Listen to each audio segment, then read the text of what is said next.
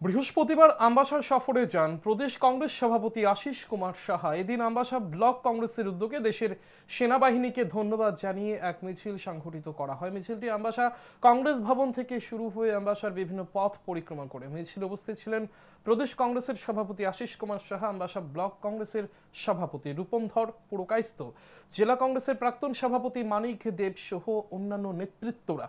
পাশাপাশি এই দিনের এই ধন্যবাদ মিছিল শেষে এক সভার মধ্য দিয়ে ৯ পরিবারের ৪০ জন ভোটার বিজেপি ও তিপ্রা মথা ত্যাগ করে কংগ্রেস দলে যোগদান করে তাদের হাতে দলীয় পতাকা তুলে দেয় প্রদেশ কংগ্রেস সভাপতি আশিস কুমার সাহা।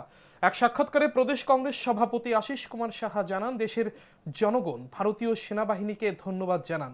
দেশের মানুষের মধ্যে স্বস্তি ফিরে এসেছে। বিগত কয়েক বছর ধরে দেশের বুকে সন্ত্রাসবাদীরা আক্রমণ করে চলছে। 22 এপ্রিল পেহেলগাঁওয়ে নিরীহ 26 জন পর্যটককে হত্যা করা হয়েছে। অবশেষে ভারতীয় সেনা অপারেশন সিন্দুরের মাধ্যমে পাকিস্তান ও পাক অধিগৃহীত কাশ্মীরে হামলা চালিয়ে 9টি জঙ্গি ঘাঁটি গুড়িয়ে দেয়। তার জন্য কংগ্রেস দল ভারতীয় সেনাবাহিনীকে ধন্যবাদ জানায়।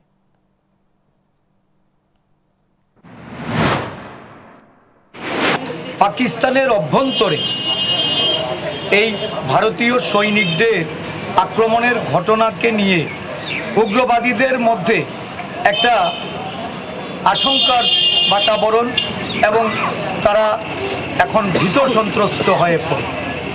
এই ঘটনায় জাতীয় কংগ্রেস দল ভারতীয় সেনাবাহিনীকে ধন্যবাদ জ্ঞাপন করছে।